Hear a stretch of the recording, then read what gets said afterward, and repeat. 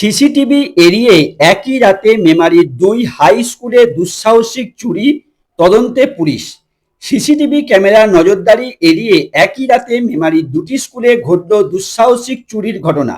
ঘটনাটি ঘটেছে মেমারি থানার অধীনে মেমারি ১ নম্বর ব্লকের অন্তর্গত গন্তার বলরাম স্মৃতি উচ্চ বিদ্যালয় এবং পার্শ্ববর্তী রাধাকান্তপুর হাই স্কুলে।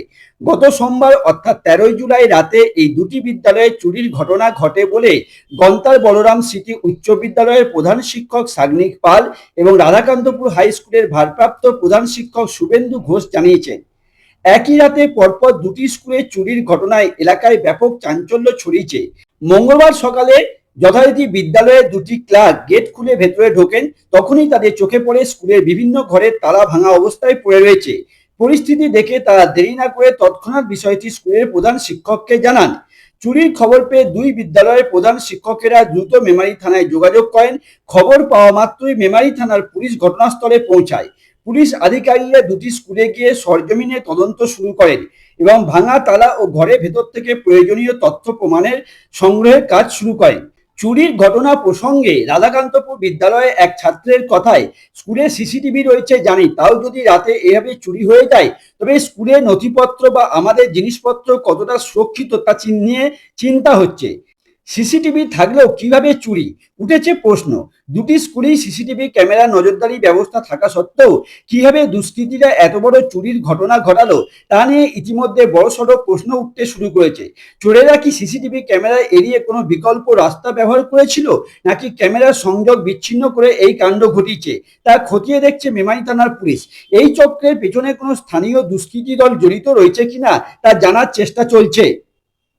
কি দেখলে? আমিও স্কুলে এলাম, তো দেখছি যে আমাদের অফিস করে কয়েকটা তালা ভাঙা, গ্যাস কাটা দিয়ে কেটেছে, তারপর আলমারি ফালমারি রেখেছে, এইসবই দেখতে পেয়েছি। যেমন কি নিয়েছে জানা যায় না। কি দেখলে? পুলিশ এসেছে। আচ্ছা, আর কি কি ভেঙেছে? আমি যখন প্রথম গেট খুলি তখন আমাদের যে মেন গেট দরজা যেটা সেটা যেমন ছিল, যেমন রেগুলার খুলি সেভাবেই খুললাম। তারপরে এসে যেটা অফিস খুলি আর কি ফার্স্টে, অফিস খোলার সময় দেখছি দুটো তালা, তখন হেড স্যারের ঘরটা লক্ষ্য করিনি, দুটো তালা দিয়ে জানলাম। হয়তো আমাদের যে বাথরুম বই বা ইয়ে করে হয়তো আগে আসে তো, কিন্তু তখন আমার সন্দেহ হলো, দেখি বাইরে তো খুলে না। তারপর তাকাতেই দেখছি যে ওই যেটা লকটা আর কি ছিটকিনিটা ভাঙা। তখন আমি দেখে আবার সাইকেল এদিকে ঘরে তাকালাম, দেখছি এদিকেও ভাঙা। দিয়ে তখন হেডমাস্টারকে ফোন করলে, তারপর ফোন করার পর স্যার বললো বসতে, আমি ওই তারপর আপনি কি করেন? আমি এখানে non teaching staff, lab attendant group D. কি নাম? কমল রুই দাস। স্যার, গন্তার পিএম স্কুলের একটা চুরি ঘটনা ঘটেছে, কি কি চুরি গেছে? হ্যাঁ, চুরি হয়েছে শুধুই আলমারির লকার ভেঙে ওই ক্যাশ টাকা পয়সা যা কিছু ছিল সেই টাকা পয়সাই নিয়ে গিয়েছে। সেখানে যেমন আমাদের ওই কিছু ফোল্ডার ফাইলের টাকা পয়সা যেগুলো আমরা ছেলেমেয়েদের কাছে কালেক্ট করছি, তারপরে কিছু ক্যালেন্ডার আমরা তৈরি করেছিলাম, সেই ক্যালেন্ডারের জন্য কিছু টাকা পয়সা রাখা ছিল।